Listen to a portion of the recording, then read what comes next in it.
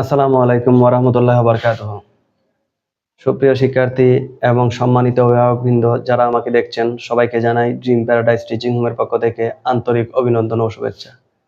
আমার আজকের ক্লাসটি সপ্তম শ্রেণীর শিক্ষার্থী এবং সপ্তম শ্রেণীর শিক্ষার্থীদেরকে যারা গাইড করছেন তাদের সম্মানিত অভিভাবকবৃন্দদের জন্য।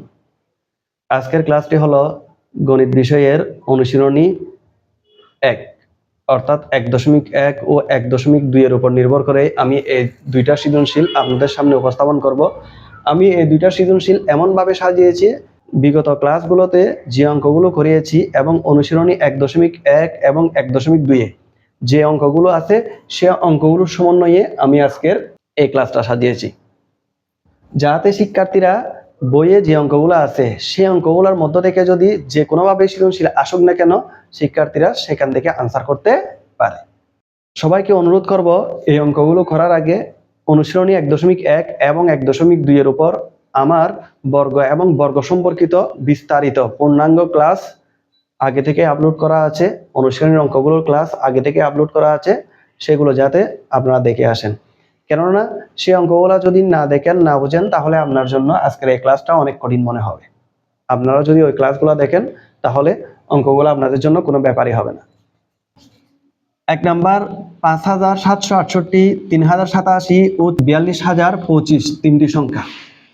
প্রথম সংখ্যা দুটি পূর্ণবর্গ কিনা যাচাই করো। পূর্ণবর্গ কিনা, পূর্ণবর্গ মানে হলো যে সংখ্যার বর্গমূল হলো একটা পূর্ণ সংখ্যা, একটা স্বাভাবিক সংখ্যা। যেমন 9 একটা পূর্ণবর্গ সংখ্যা, কেননা 9 এর বর্গমূল হলো 3। হ্যাঁ, তাহলে এই প্রথম দুইটা সংখ্যা, একটা হলো 5768 আর একটা হলো 3087, এই দুইটা সংখ্যা পূর্ণবর্গ কিনা আমাকে যাচাই করতে হবে। 1 নম্বরের ক, পূর্ণবর্গ সংখ্যা কিনা সেটা যাচাই করার একটা সিস্টেম আছে, সেটা হলো কোন সংখ্যার একক স্থানীয় অঙ্ক। একক স্থানীয় অঙ্ক যদি 8 এবং 7 হয় তাহলে সংখ্যা দুটি পূর্ণবর্গ সংখ্যা নয়, সেটা আমরা আগে থেকে জানি। যেমন 1, 4, 5, 6, 9 এগুলো থাকলে সংখ্যাটি পূর্ণবর্গ হতেও পারে, আবার নাও হতে পারে। কিন্তু কিছু কিছু সংখ্যা একক স্থানীয় অঙ্ক আছে যেগুলোর শুধুমাত্র একক স্থানীয় অঙ্ক দেখলে আপনি বলে দিতে পারবেন সংখ্যাটা পূর্ণবর্গ নাকি পূর্ণবর্গ না। আমি এখানে একক স্থানীয় অঙ্ক দেখে বুঝতে পারতেছি সংখ্যাটি পূর্ণবর্গ নয়। তাহলে লিখতে পারি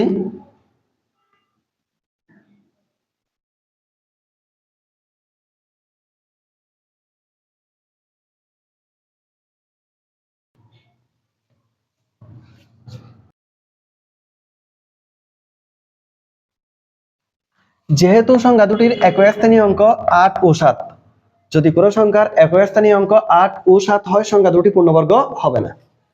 সুতরাং সংখ্যা দুটি পূর্ণবর্গ হবে না। উত্তর, সংখ্যা দুটি পূর্ণবর্গ নয়।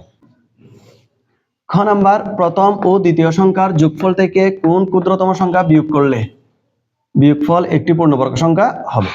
প্রথম ও দ্বিতীয় সংখ্যার যোগফল থেকে, তাহলে প্রথম ও দ্বিতীয় সংখ্যা আগে যোগ করতে হবে। খ, প্রথম ও দ্বিতীয় সংখ্যার যোগফল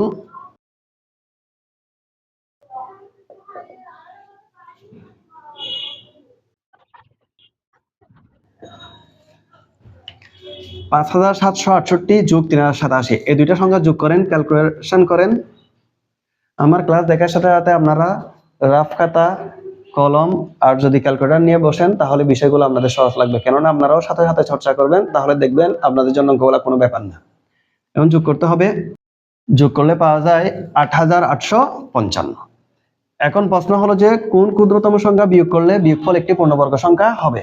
কোন ক্ষুদ্রতম সংখ্যা বিয়োগ করলে অথবা কোন ক্ষুদ্রতম সংখ্যা যোগ করলে সেটা বের করার জন্য আমাকে ভাগ প্রক্রিয়ায় বর্গমূল করতে হবে। ভাগ প্রক্রিয়ায় বর্গমূল,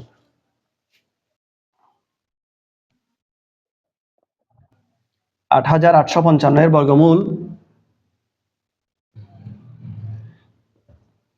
আমরা তো জানি বর্গমূল কিভাবে করে।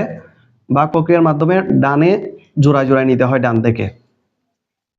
88 এর নিচে পূর্ণবর্গ সংখ্যা হলো 81, অর্থাৎ 9 স্কয়ার, 9 নং 81। বিয়োগ করলে তাকে 7, 755, 55 এটা জোড়ায় নামাতে হবে। আবার 9 এর দ্বিগুণ নিতে হবে, 9 দুগুণে 18। আমাকে এখানে এমন একটা সংখ্যা বসাতে হবে যেটা এখানে বসালে গুণফল 755 এর চেয়ে ছোট হয় অথবা সমান হয়। আমি যদি 4 বসাই, এদিকেও 4 বসাইতে হবে। 4 দিয়ে 184 কে গুণ করেন, 4 4 16, 184 সাথে 4 গুণ করলে হয় 736। এখন 755 থেকে 736 বিয়োগ করলে 19 থাকে। এখন 8855 থেকে যদি আমি 19 বিয়োগ করি, সংখ্যাটি পূর্ণবর্গ সংখ্যা হবে। উত্তর নির্ণয় ক্ষুদ্রতম সংখ্যাটি 19।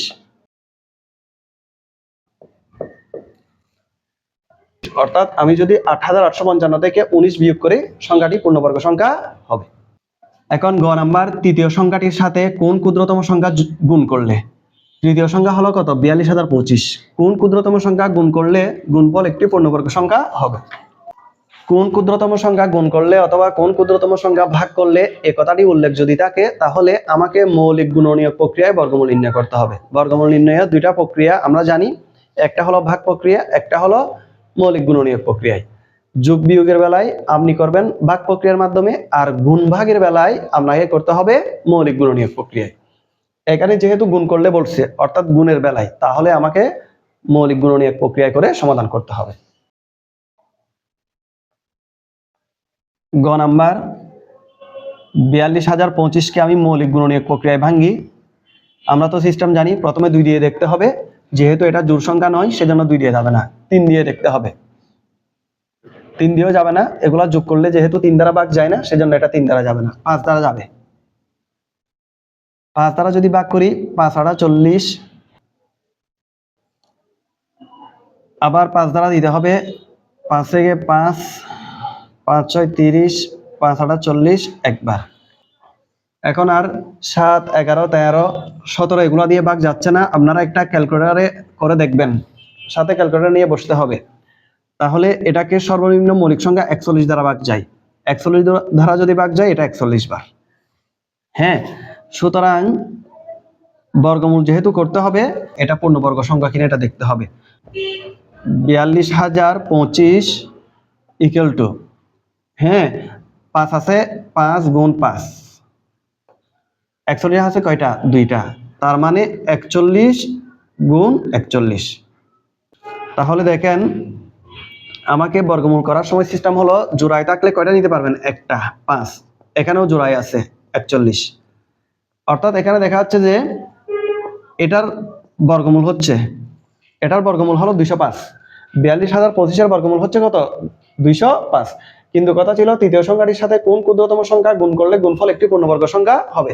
তাহলে এখানে কোনো কিছুই গুণ করতে হচ্ছে না, যেহেতু এটা একটা পূর্ণবর্গ সংখ্যা, তাহলে এটার সাথে গুণ করতে হবে কেন, কোনো গুণ করতে হবে না। আমাকে এখন কি করতে হবে, উত্তর তো একটা লিখতে হবে। তো উত্তর হবে, আপনি যদি 205-এর সাথে 1 গুণ করেন, অথবা 42025-এর সাথে যদি 1 গুণ করেন, তাহলে 42025-কে 42025, অর্থাৎ ক্ষুদ্রতম সংখ্যা গুণ করতে হবে কত, 1, অন্য কোনো সংখ্যা গুণ করতে হবে না, কেননা এখানে 5ও জোড়ায় আছে, 41ও জোড়ায় আছে। যদি এই সংখ্যাগুলোর মধ্যে কোনো একটা সংখ্যা জোড়ায় না থাকতো, তাহলে আমি কোনো একটা সংখ্যা দ্বারা কি করতাম, গুণ করতাম। যে সংখ্যা জোড়ায় নাই সেটা দ্বারা গুণ করতাম। যেহেতু এখানে সবাই জোড়ায় আছে, সেখানে ক্ষুদ্রতম সংখ্যা হবে কত, 1। সুতরাং নির্ণয় ক্ষুদ্রতম সংখ্যা 1। অথবা আপনি এটাও লিখতে পারেন, যেহেতু এখানে প্রত্যেকটা উৎপাদক জোড়ায় জোড়ায় আছে, তাই কোনো ক্ষুদ্রতম সংখ্যা লাগবে না। যদি গুণ করতে হয় তাহলে কত দ্বারা গুণ করতে হবে, 1। উত্তর ক্ষুদ্রতম সংখ্যা হলো 1। 2 নাম্বার, একটি সমবায় সমিতিতে যতজন সদস্য ছিল প্রত্যেকে তত 30 টাকা করে চাঁদা দেওয়ায়, যতজন ছিল প্রত্যেকে তত 30 টাকা করে চাঁদা দেওয়ায় মোট 30,720 টাকা হলো। মোট 30,720 টাকা হলো। ক নাম্বার, মোট চাঁদার পরিমাণ ক এর মাধ্যমে প্রকাশ করো।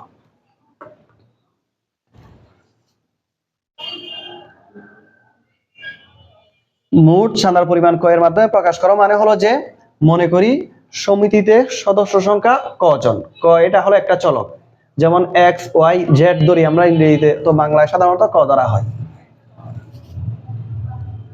মনে করি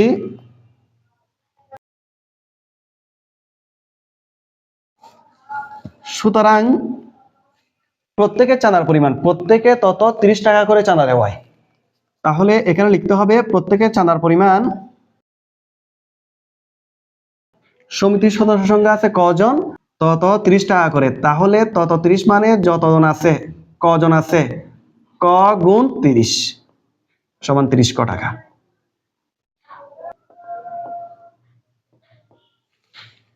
প্রত্যেকের চাঁদার পরিমাণ হলো কত টাকা, 30 ক টাকা। এখন সমিতির সিস্টেম তো আপনারা জানেন, সমিতির সিস্টেম হলো যে প্রত্যেকে চাঁদা দিতে হবে। তাহলে আছে কজন, ক মানে 2 4 10 20 জন এরকম হতে পারে। তাহলে প্রত্যেকের চাঁদার পরিমাণ কত টাকা, 30 ক টাকা। তাহলে একজনে যদি 30 ক দেয়, নিশ্চয় কজনে বেশি দিবে, ক যেহেতু একের চেয়ে বড়, কজনে বেশি দিবে, বেশি হলে গুণ হবে। সুতরাং মোট চাঁদার পরিমাণ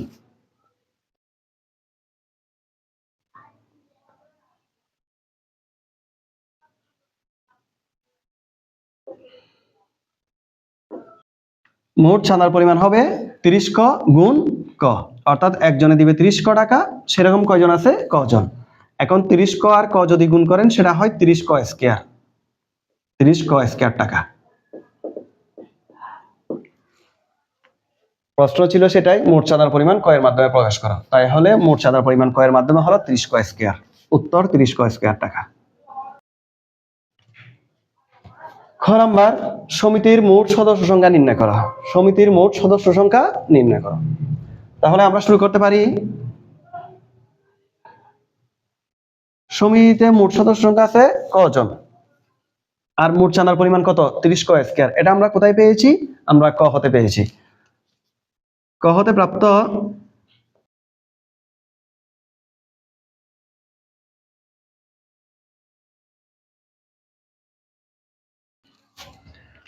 তাহলে এই দুটা লাইনের মধ্যে একটা মিল আছে, এটাও হলো মোট চাঁদা, এটাও হলো মোট চাঁদা। পার্থক্যটা কোথায়, এটা দিয়ে আছে চলকের মাধ্যমে আর এটা দিয়ে আছে পূর্ণ একটা সংখ্যায়। তাহলে আমি বলতে পারি প্রশ্ন মতে 30 ক স্কয়ার ইকুয়াল টু 30,720 টাকা।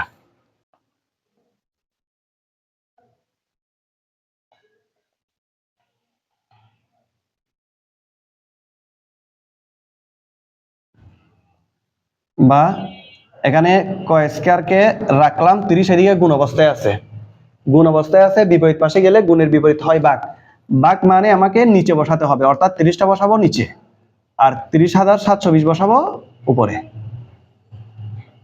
বা ক স্কয়ার ইকুয়াল টু ভাগ করতে হবে 30 দিয়ে, যদি 30,720 কে ক্যালকুলেশন করা হয় তাহলে সেটা হয় 1024। এখন আমাকে উভয় দিকে বর্গমূল করতে হবে, স্কয়ার এটা তোলার জন্য বর্গমূল করতে হবে। তাহলে বর্গমূল করলে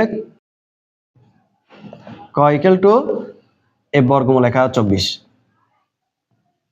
এখন আপনি যদি বর্গমূল করেন, 1024 এর বর্গমূল হলো ক্যালকুলেশন করলে 32।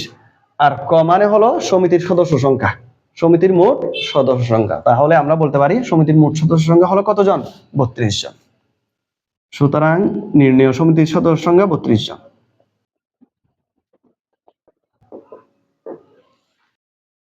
এটাই হলো আপনার খ নাম্বারের আনসার। অঙ্কগুলো আমি এমন ভাবে সাজিয়েছি, এমন ভাবে করেছি যাতে আপনারা পূর্ণ অধ্যায়ে অনুশীলনী যা করছেন সেখানের সাথে মিল থাকে, এবং ইনশাআল্লাহ আপনি এই অঙ্কগুলো করলে বইয়ের সাথেও একটা মিল পাবেন, আপনার সৃজনশীল সম্পর্কে একটা পূর্ণাঙ্গ আইডিয়া হবে। গ নাম্বার, মোট চাঁদার পরিমাণের সাথে কত যোগ করলে। তাহলে মোট চাঁদা ছিল কত টাকা, 30,720 টাকা। কত যোগ করলে সংখ্যাটি বর্গাকারে সাজানো যাবে। তাহলে কত যোগ করলে কত বিয়োগ করলে, এই অঙ্কগুলো আমাকে ভাগ প্রক্রিয়ার সাহায্যে সমাধান করতে হয়, ভাগ প্রক্রিয়ার সাহায্যে। গ নাম্বার করার জন্য আমাকে এখন ভাগ প্রক্রিয়ার সাহায্যে বর্গমূল করতে হবে। তাহলে মোট চাঁদার পরিমাণ হলো 30,720, আমি সেজন্য এখানে লিখলাম 30,720 এর বর্গমূল। এটা ভাগ প্রক্রিয়ার সাহায্যে করব। আসেন এবার জোড়ায় জোড়ায় করতে হবে। জোড়ায় জোড়ায় মানে ডান দিক থেকে এই এক জোড়া 3 আছে। তাহলে 3 এর নিচে পূর্ণবর্গ সংখ্যা হলো 1, 1 হলো 1 এর বর্গমূল, 1 এর বর্গ হলো 1, আবার 1 এর বর্গমূলও হলো 1। বিয়োগ করলে 2 থাকে, এদিকে 0 এদিকে 7। 1 এর ডাবল ধরতে হবে, দ্বিগুণ ধরতে হবে, 2। তাহলে আমি এখানে এমন একটা সংখ্যা বসাবো যেটা এখানে বসালে গুণফল 207 হয় অথবা এর চেয়ে ছোট হয়। আমি যদি 7 বসাই তাহলে এখানেও 7, 7 7 49, 9 হাতে 4, 7 2 14, 14 4 18। অঙ্কগুলো যেহেতু আমার আগে থেকে করা আছে সেজন্য কোথায় কি বসবে আমার মোটামুটি একটা আইডিয়া আছে, আপনারা ক্যালকুলেটর নিয়ে বসবেন। 17 থেকে 9 গেলে 8। এখন আমি আবার জোড়াই, এদিকে 20 আছে, 20কে নামালাম, তাহলে এখানে 17 দুগুণে কত হয়? 34। এখানে এমন একটা সংখ্যা বসাবো যেটা এখানে বসাবো, গুণ করলে এটার চেয়ে ছোট হয় অথবা এটার সমান হয়। তাহলে এখানে 5 বসান, এদিকেও 5। 5-এর সাথে 345 গুণ করতে হবে। 5-এর সাথে 345, 5-এর সাথে 345 গুণ করলে 1725 হয়। এবার 1820 থেকে 1725 বিয়োগ করবেন, বিয়োগ করলে থাকে 95 থাকে। তাহলে আমি যদি 30,720 থেকে 95 বাদ দিই, 95 সরিয়ে রাখি অথবা 95 বিয়োগ করি, সংখ্যাটিকে পূর্ণবর্গ আকারে সাজানো যাবে। কিন্তু আমাকে এখানে বাদ দেওয়ার কথা বলা নাই, আমাকে এখানে বলছে যোগ করার কথা। তাহলে আমাকে যেটা করতে হবে, 175-এর চেয়ে বড় ক্ষুদ্রতম সংখ্যার বর্গ বের করতে হবে। এখন 175-এর চেয়ে বড় ক্ষুদ্রতম সংখ্যার বর্গ